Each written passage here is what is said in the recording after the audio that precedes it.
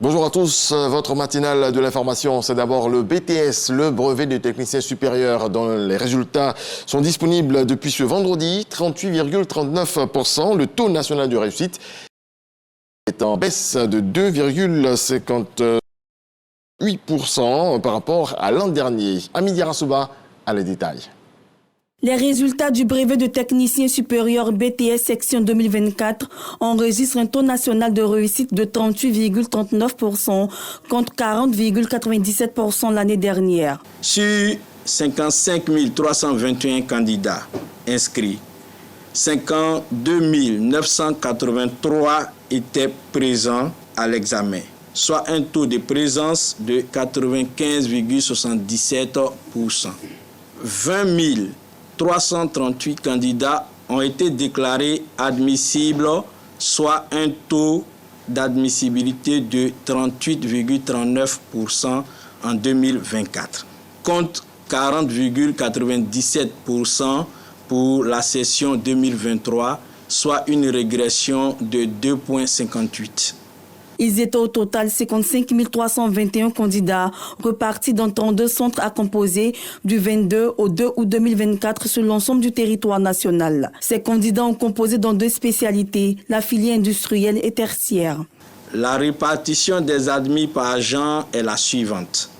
Filles, 10 815 admissibles sur 28 422 candidates présentes, soit un taux de réussite de 38,05%. Garçons, 9 523 admissibles sur 24 561 candidats présents, soit un taux de réussite de 38,77%. Ils disposent de 3 jours à compter du samedi 24 août pour introduire leur réclamation. Pour ce faire, les candidats devront éditer leur relevé de notes en ligne uniquement sur le site www.examenbts.net. Leurs réclamations devront se faire également sur le même site. Fini les examens au supérieur alors que démarre la rentrée scolaire au niveau de l'éducation nationale. Les inscriptions débutent le 2 septembre prochain, suivant ce communiqué du ministère de tutelle, lu par Didier Nguessan. Le ministre de l'Éducation nationale et de l'alphabétisation porte à la connaissance de la communauté éducative et des parents d'élèves que les inscriptions au préscolaire et au CP1 au titre de l'année scolaire 2024-2025 se dérouleront sur toute l'étendue du territoire national du lundi 2 septembre 2024 au vendredi 6 septembre 2024 inclus de 7h30 à 16h30.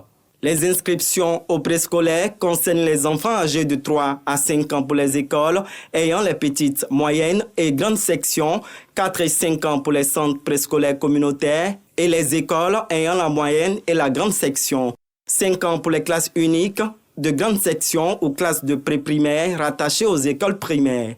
Pour le CP1, les inscriptions concernent les enfants âgés de 6 à 9 ans. La priorité est donnée aux enfants de 6 ans au 31 décembre 2024. Les inscriptions au préscolaire et au CP1 pour une école publique sont sans frais et se font sur présentation ou non d'un extrait d'acte de naissance ou d'un document de naissance. Les parents des élèves recrutés sans extrait d'acte de naissance disposent d'un délai de 1 an pour le fournir à la direction de l'école. L'école est de retour. Ce sera effectif dans quelques semaines seulement. Mais avant, on profite des derniers jours de vacances, des vacances sécurisées voulues par le gouvernement et mis en pratique par les forces de l'ordre.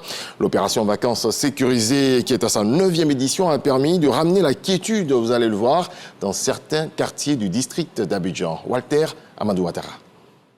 Selon ce point fait par le chef du district de police de Port-Boué, 3509 agents des forces de l'ordre ont été mobilisés pour l'opération Vacances sécurisées 9 dans cette commune. Un mois après, on note, au titre du bilan partiel, entre autres, 1182 personnes interpellées, dont 21 déférées. Moto saisie, 141, machette, 27, plaque banalisée, 102, que nous avons déposé à la préfecture de police. Concernant les véhicules au vide teinté, 21. Les fumoirs, nous avons détruit 44. À la suite des échanges, dans le cadre du fonctionnement du comité consultatif d'éthique, CCE, une satisfaction des populations se dégage. Ça a permis au quartier qui était réputé de manière dangereuse. Aujourd'hui, ce quartier est devenu un quartier où tout le monde cherche à habiter, un quartier où il y a la sécurité. Avant, on avait vraiment peur. Mais maintenant, on dit merci au gouvernement. Depuis l'ouverture du commissariat, on est en sécurité. Il n'y a pas d'agression. Pour le directeur général de la police nationale, l'objectif est quasiment atteint. Les maisons ici qui n'étaient pas encore terminées, chacun s'active à terminer la maison parce que le lieu est sécurisé. Ça, c'est un indice important pour nous. La sécurité est avant, pendant et après tout. Nous profitons de votre micro pour inviter la population de Port-Boué et au-delà de Port-Boué, de toute la Côte d'Ivoire.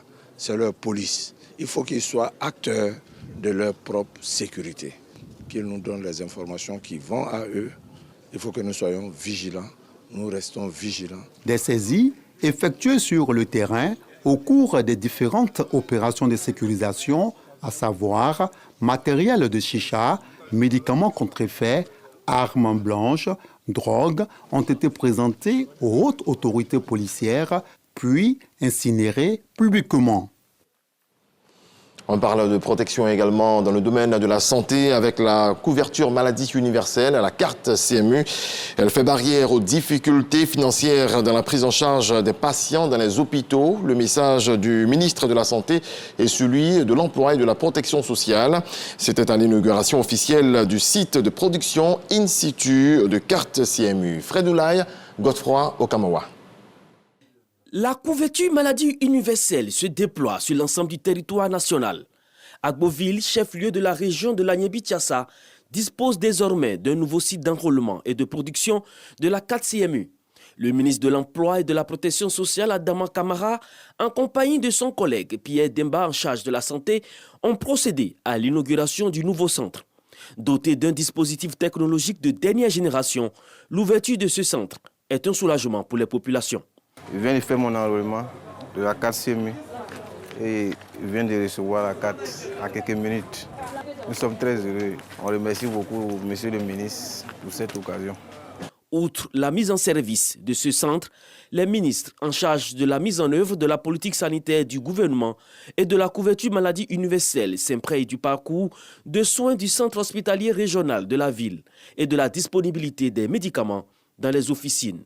La solution est déployée dans toutes les régions et aujourd'hui, Agboville, chef-lieu de la Guinée-Tiassa, bénéficie de cette solution innovante. Les cas peuvent être délivrés en moins de 10 minutes et c'est réel. Des gens qui attendaient leur carte depuis 1 an ont pu avoir leur carte immédiatement. Selon le ministre de l'Emploi et de la Protection sociale, ces sites in situ viennent répondre aux défis liés à l'acquisition des cartes et l'accès aux soins.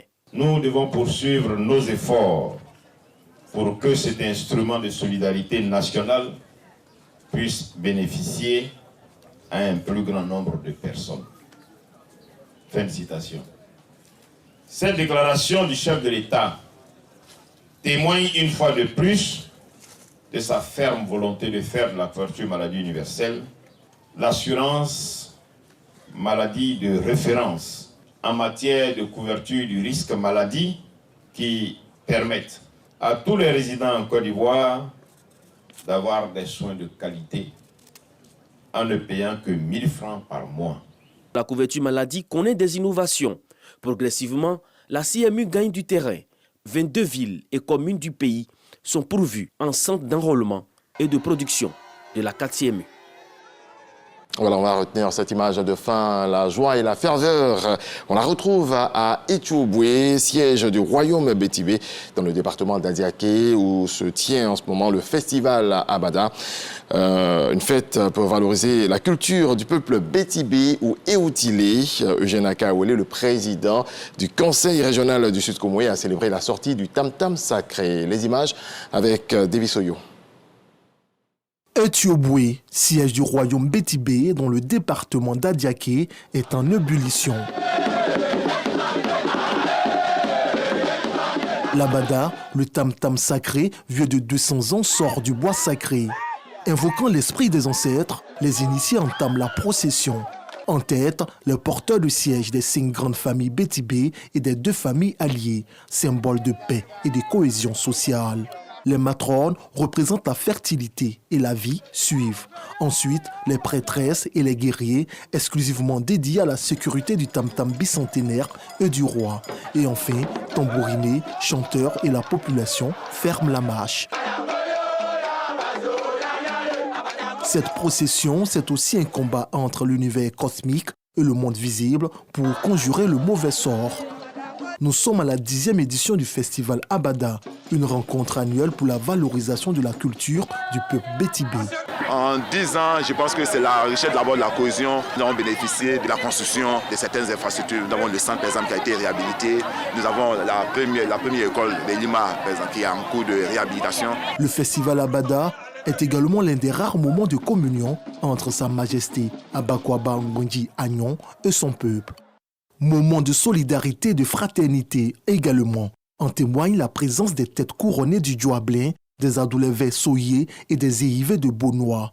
Abada Festival nous plonge dans l'identité des Bétibé, identité qui fait à la fois son honneur, sa crédibilité, sa vérité et sa dignité. La mise en exergue de ses valeurs intrinsèques montre l'attachement du peuple Bétibé à sa culture. Les rythmes du son du tam-tam bicentenaire et des pas de danse vigoureux exécutés par les initiés attirent l'attention de plus de 6000 curieux. Autre temps fort, la parade de la pirogue de génération du peuple Bétibé, montrant leur aisance sur l'eau. L'Abada Festival apporte réconfort et puissance au peuple Bétibé. Il est l'âme du peuple et représente le plus grand rassemblement des Bétibés. Dans le reste de l'actualité, l'accord entre le Rwanda, l'Union africaine et le Haut Commissariat des Nations Unies pour les réfugiés concernant le programme d'évacuation d'urgence de migrants en Libye est prolongé. Une décision annoncée dans un communiqué conjoint publié ce vendredi 23 août 2024. En 5 ans, plus de 2000 migrants en ont déjà bénéficié. C'est tout pour ce 6h30. Merci à vous tous de votre attention. Dieu voulant, on se retrouve au bout de la nuit à 23h pour le dernier journal.